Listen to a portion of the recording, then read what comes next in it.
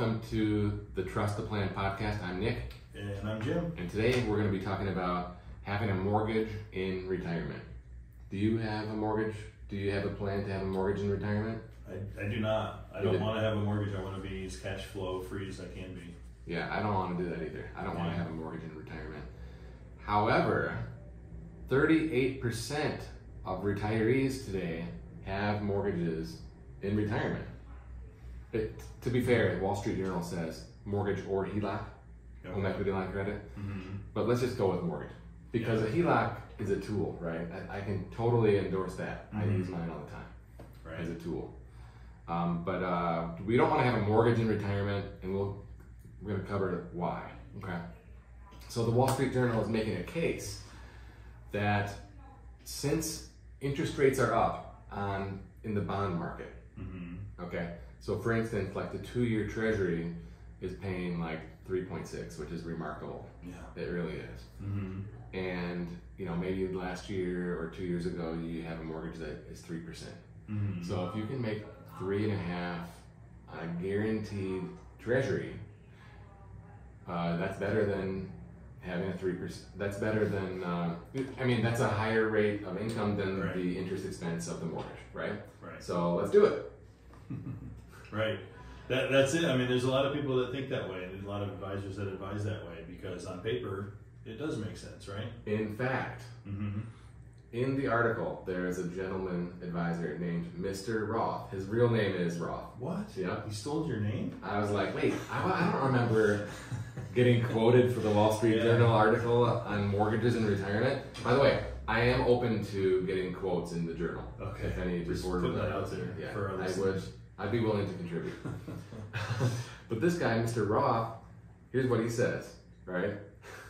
He says, if I can make 3.5 on a guaranteed Treasury and have a 3% mortgage, you're making more. I'm like, well, hold on, Mr. Roth. Okay, there's more to it, okay? The math actually doesn't work. Yeah. Let me explain why, okay? Because the principal has to be paid back as well with each payment. We're not doing any interest-only crap, okay? So a 30-year, let's just use 100,000, okay? A 30-year, $100,000 principal and interest payment at 3% would be $421 a month. Pretty cheap, right? No big deal. Yeah. Which is like $5,052. Well, if we have a 3.5% Treasury on 100,000, that's $3,500 worth of interest, which is taxable as ordinary income, not capital gains, not a qualified dividend, taxable interest. So the principal and interest payment of, let's just call it $5,000, is more than the interest on the $3,500, right? And the $3,500 is taxable, so it's going to be, you know, let's just call it $3,000. Rough math, fuzzy math. So we have a deficit, okay, of $2,000. Right. All right. So how does that going to help me? Right. Yeah, it doesn't.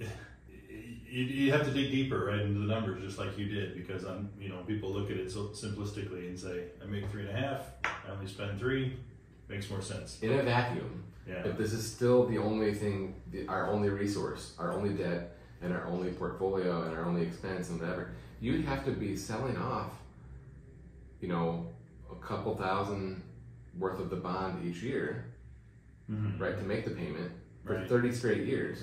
Right. That's true. Yeah. So then the interest is less and less, reverse snowball, and ultimately, you know, you would have been better off having no mortgage and no income and no tax and all that. But wait, I want my tax deduction. Right. I just brought this up with a group this morning, actually. All right, so take it away. Well, everybody thinks, well, I need to have my mortgage, right? So it helps me with my tax. I pay too much in tax, I need a mortgage, right? Because I can write off all that interest. But it's just not the case anymore, right? First of all, the standard deduction has gone up, and it makes it unattractive for most people to even consider itemizing. It just doesn't make sense, right? Yeah. But secondly, you're only saving a portion of that interest, right? If you're in the 24% tax bracket and you're paying $1,000 in interest, you're saving $240. What about the other $760 that you're still paying in interest? for that tax deduction. It's gone. You know? It's gone. Yeah, I mean, you're paying for a tax deduction, and it's not really benefiting you. Right. You're better off to just have no interest payment at all. Exactly. So I wrote in my notes, but what about taxes? Equals stop. Don't even bring it up. Yeah. Right? I don't want to have to explain it because it just doesn't make any sense. I feel like this is people, 20 years ago brainwashed. Yeah. So I have to have a deduction. Yeah, it's like people who carry credit card debt because, they got to build up their credit report. Oh, right? God. They got to build up a good credit history. Who did we talk to recently? Right? If you have $250,000 in the bank, why are you carrying a $10,000 credit balance? Yeah. Why? There's no good reason. Yeah, that's right. You're just throwing money away. Yeah, because your credit card expense is $2,000 a year in interest, and your bank interest is nothing. Right. By the way, if you have 200 and some thousand in the bank, and you're not making 2% on it, we should have a conversation. We should. Not a recommendation, but just a conversation. Yeah. Okay. What else? Second opinion, right? If you're working with Mr. Roth, maybe we should have a conversation as well. You should get a second opinion on what you're doing with your mortgage. And by the way, this conversation with a new mortgage is totally irrelevant because we're hearing that new mortgages are like 5.56%. Yeah, they're creeping up big time. Oh, let me say one more thing. Remember the old American Funds thing that had like the Boons and the Clausens? This is a classic thing from like the last 20 years. So there's it's like a case study with people that are two retired couples.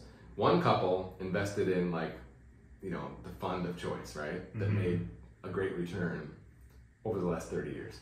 The other couple in 1985 purchased some, a 30-year Treasury that was at 10% because it's guaranteed 10%, right? Well, when that bond came due, right, and it was a coupon of 10% and rates were at 2%, right, for a 30-year, right, they were upset because they just got their principal back, which was eroded by inflation dramatically.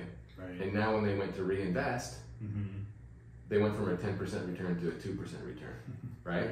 So the Boons and the Clausens, the ones that invested in the markets did much better, okay?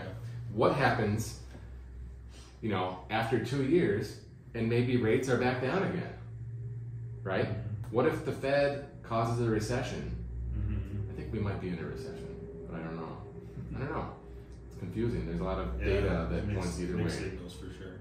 Yeah. So what if the Fed has to cut next year, and rates are way back down when you go to reinvest that 2%? So now you got a 3% mortgage and maybe a 2% Treasury. I'm just saying. Yeah. Right. You have that interest rate risk of it's called reinvestment risk. Yeah. So that's something too. Well, and one final thought from my point anyway is, we talk about the math all day long, but what the math always leaves out is risk, just in general, right? If you decide to keep a mortgage in place because you think you can make more in bonds or whatever, well, what happens if you become disabled, you can't work, you lose employment, right? Income decreases, something like that, right? The mortgage doesn't stop, right? You still have the mortgage, you're still committed to a payment. Yeah. And if you're forced to retire earlier than you want, or whatever the case, there's a real freedom in not having the obligation to pay that mortgage back. You eliminate a lot of risk by getting rid of that debt. I agree. I have one more point that I want to make. So I'm 43. All right. We just moved last year or this year, but it was a construction loan. So the rate was locked last year before rates surged. So I had a 15-year and it's at 2.6. I'm really happy, right? So a year ago I was thinking, okay, well, if we make an extra payment, maybe we can make it a 10-year kind of a deal. And now, right? I'm not speaking out of both ends of my mouth or whatever they say. Right. But now I'm so happy with my 2.6. I'm happy to not make any payments. But remember, this is not, I'll be 58, right? Right. So I won't be retiring with a brand new 30-year mortgage. It's still within my own plan. right? So I'm happy to not make extra payments, but I certainly won't be like, you know, going to the bank when I'm 58 to do a cash out refi so I can invest it in treasuries. Yeah. Right? So, Right. So my mindset has changed with rates going up, but not change like we need to have a mortgage in retirement change. Right. No, Okay. I agree. Yeah, so Jim, where can people go if they want a second opinion? The first place I would go is peakwm.com. WM, Yeah. as in watermelon. You can go there, you can find information about us as well as book right online. And if you're watching on YouTube, what do we say? Hit the like button. Smash the bell and smash the like. Get the notification. My son says you gotta get the notifications too so you know when the new videos come out. Yeah. Do that. He knows how to YouTube. Yes. Yes. We have like 80 subscribers now, right? We need 81. Yes, we do.